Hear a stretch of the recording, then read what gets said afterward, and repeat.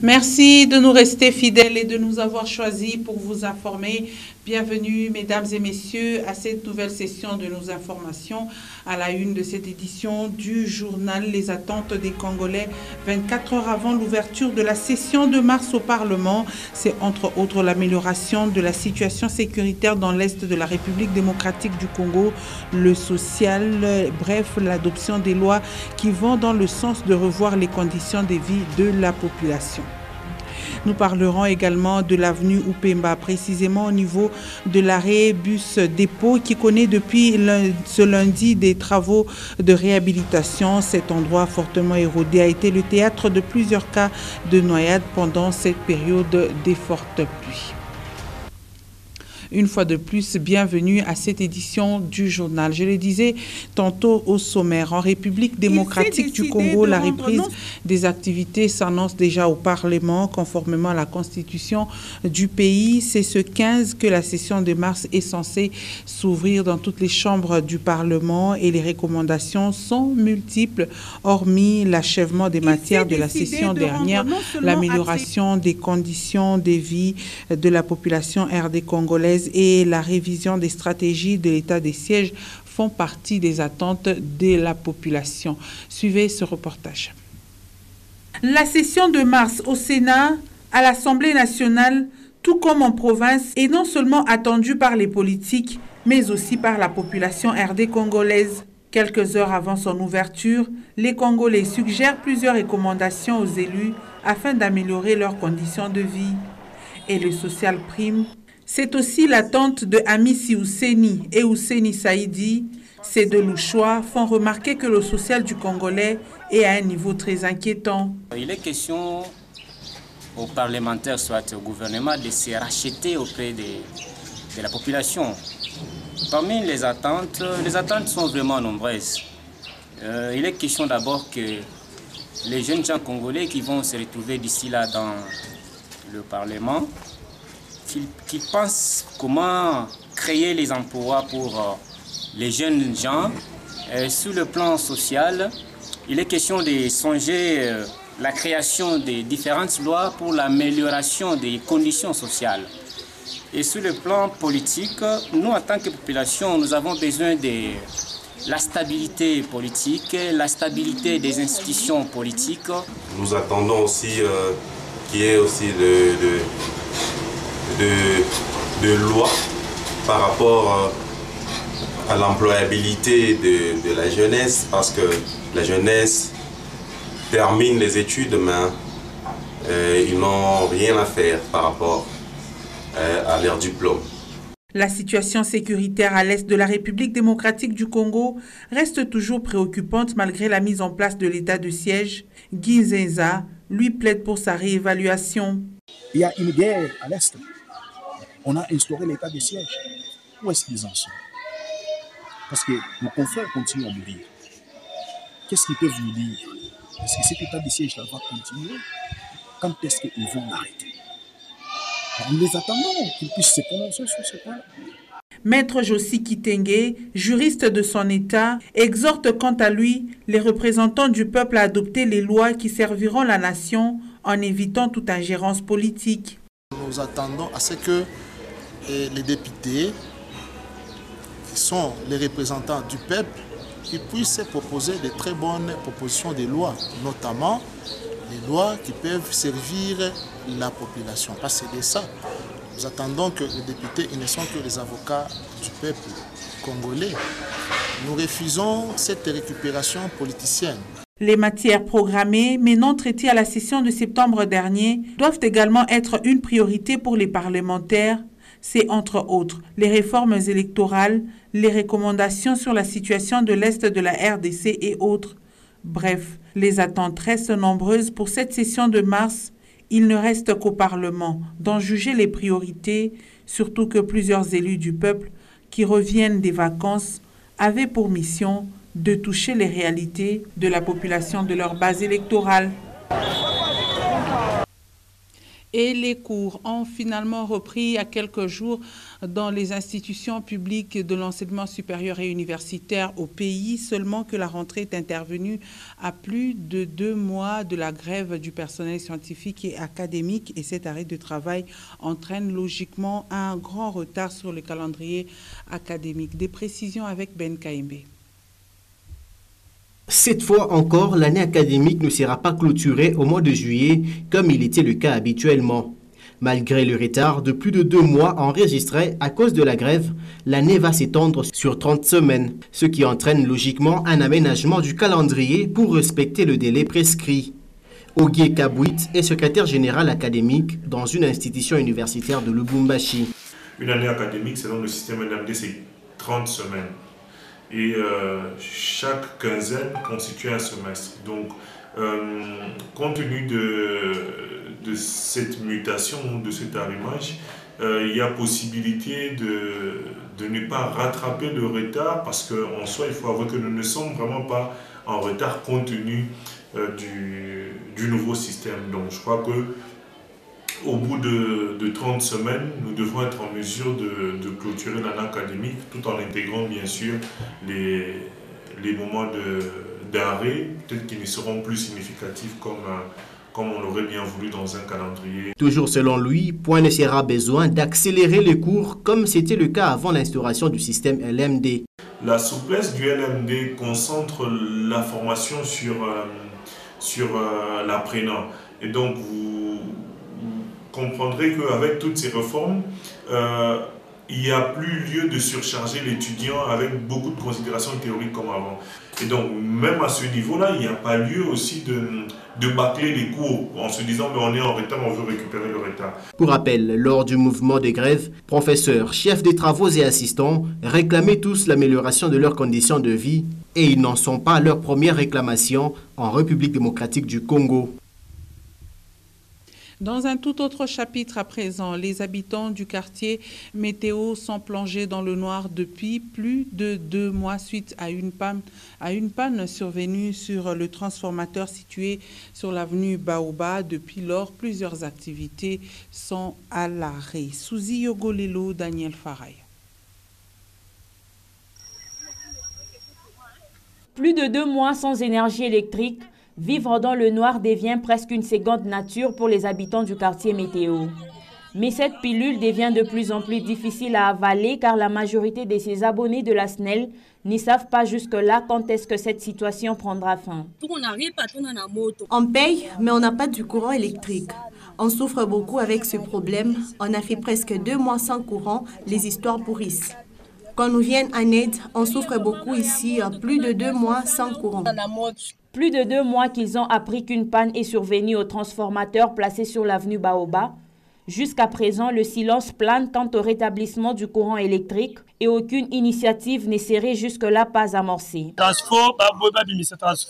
Qu'on nous vienne en aide. Si on nous mettait le transformateur, on ne va pas souffrir.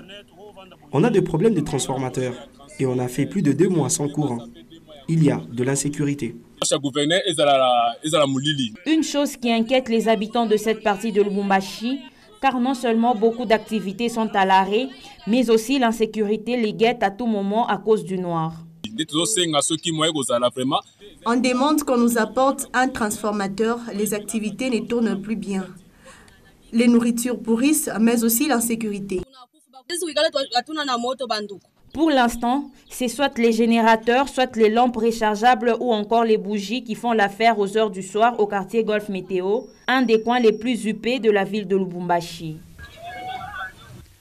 Je vous l'annonçais au sommaire de ce journal. L'avenue Upemba à hauteur de la Rébus Dépôt était de plus en plus inquiétante. Cette principale route qui relie Machipicha à Katuba Foyer se trouve dans un état fort déplorable. Il faut dire que ce lundi 14 mars 2022, des engins ont été sur place pour lancer les travaux de réhabilitation après plusieurs dégâts enregistrés. Lumière Moussaou, Jean-Luc Alala. Longtemps décrié, l'avenue Upemba va bientôt voir un de ses tronçons le plus dégradé être réfectionné. Ce lundi 14 mars, des engins étaient sur cette route principale, précisément à hauteur de la Rébus Dépôt, pour démarrer les travaux de réhabilitation.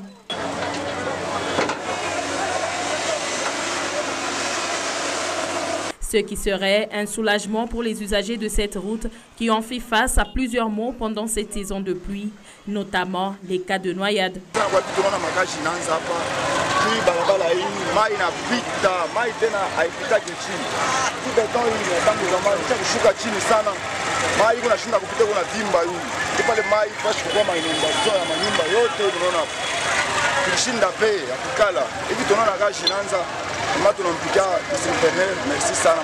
inalomba bapomone ifashi unaona mule ndani mule materasi mule ile manani yote mabilalo babitoshe tu banenepeshe baenye pakwetu bien. Ici, même les engins ont eu du mal à travailler normalement. Certains se sont même embourbés.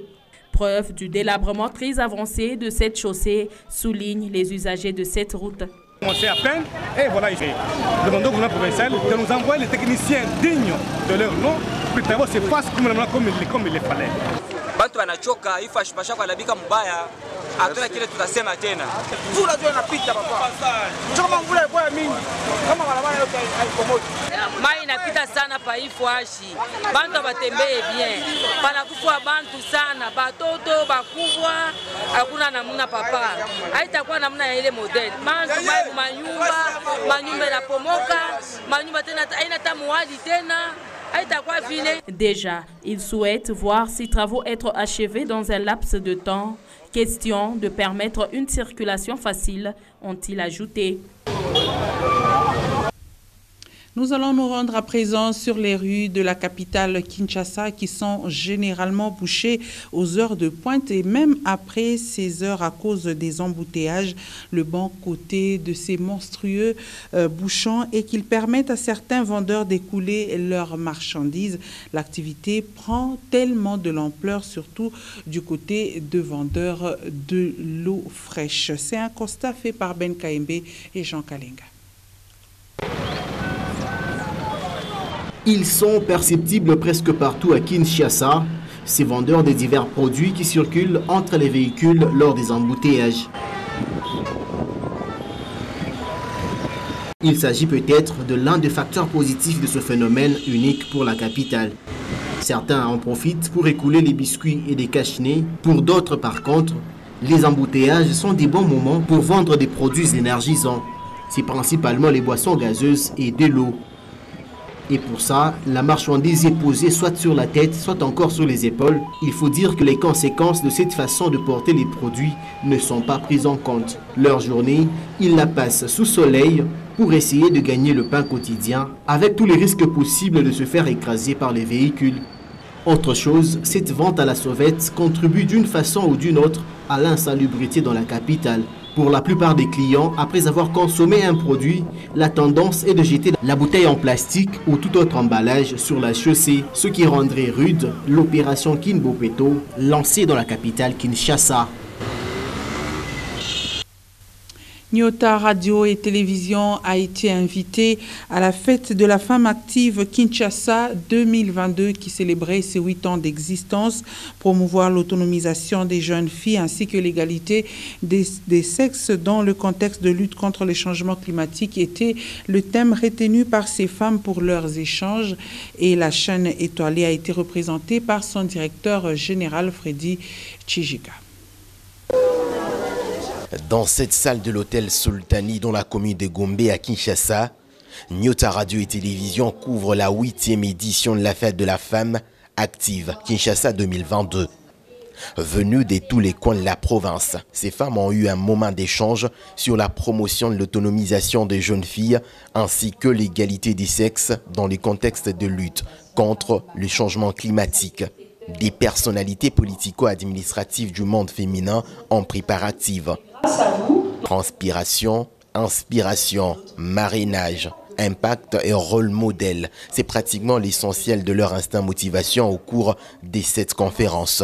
Mettons-nous ensemble, travaillons. C'est pour ça que ce genre de forum existe. Une 8e édition qui a démontré noir sur blanc le souci de ces femmes qui sont venues de partout. La femme est un homme comme un autre, elle est capable de tout, elle a le droit d'être autour de la table, elle a le droit de d'être dans des positions de leadership dans ce pays. Elle doit se battre pour ça, parce qu'elle représente 50% de la population et qu'elle le mérite. Et ça a été très très bénéfique pour moi, tu sais, appartenir à un réseau et être invité dans un endroit où tu rencontres des grandes dames et alors des femmes réellement entrepreneuses.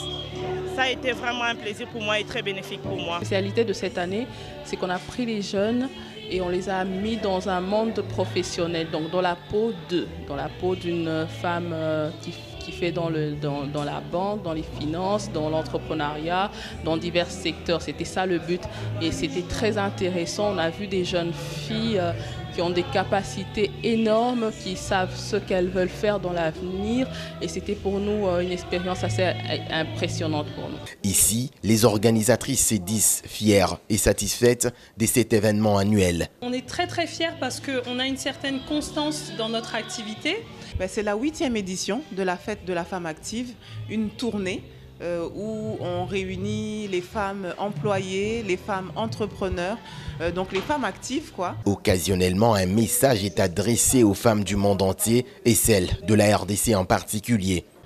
Les femmes, vous êtes nos héroïnes du quotidien, vous êtes nos mentors, vous êtes nos leaders, vous êtes des femmes fortes. Ne laissez jamais personne vous dire le contraire. Réunissons-nous, unissons-nous, rencontrons-nous, échangeons entre nous, surtout partageons. Le dîner, la remise de cadeaux aux participants, le tout s'est passé dans une ambiance musicale. Après Kinshasa, la fête de la femme active 2022 sera célébrée dans le Haut-Katanga à Lubumbashi et à Kolwezi dans le Lualaba. Nyota Radio et Télévision, désormais au chiquier international, cette chaîne de l'audiovisuel a été invitée pour pouvoir couvrir en partenariat avec ces femmes leaders qui se sont réunies justement pour la meilleure des causes de droits de la femme. Alors la manifestation s'est passée comme prévu ici. Différentes femmes leaders sont venues justement pour répondre à cette invitation. C'est depuis la ville, province de Kinshasa, dans la commune de la Gombe, Guelor-Chamba, Nyota Radio et Télévision. Et nous terminons ce journal par le sport. Pour la prochaine rencontre qui opposera les Léopards de la République démocratique du Congo à l'équipe marocaine, les artistes congolais s'engagent dans la mobilisation des supporters pour un soutien à l'équipe nationale. À son tour, Ferregola a été au Stade des Martyrs pour un tournage de mobilisation. Une fois de plus, Guelor-Chamba. Il a choisi la pelouse du Stade des Martyrs pour s'élancer aussi dans la mobilisation de supporters afin d'encourager les Léopards qui auront sur leur chemin le Maroc pour le match d'élimination Coupe du Monde Qatar 2022. L'artiste musicien Ferregola, ballon dans les jambes, aux couleurs de la République, appelle au soutien de sa manière à l'équipe nationale. Je suis venu tourner un petit spot, les clips pour les Léopards, donc je suis venu soutenir les Léopards. Donc nous tous, même les artistes, on est derrière les Léopards. La détermination pour arracher cette victoire caractérise aussi ce patron de l'orchestre musical Jet Set. Je suis déterminé, on est déterminé pour la victoire, donc je pense que cette victoire, ça va être à nous, quoi. Donc je suis vraiment très déterminé et je soutiens mon équipe à 100%. Voilà, il appelle au soutien total. Le message, je pense nous tous, on doit être derrière notre équipe pour qu'on aille à l'avant. Donc je pense le message, c'est ça, quoi. Merci. Merci, merci. Les artistes s'engagent également dans la mobilisation pour que la victoire soit certaine pour les Léopards de la République démocratique du Congo. Ici au Stade des Martyrs, Guelor-Chamba, Jean Kalinga, Nyota Télévision. Et c'est complètement terminé avec cette édition du journal. Merci mesdames et messieurs de nous avoir suivis. Restez en compagnie de nos programmes.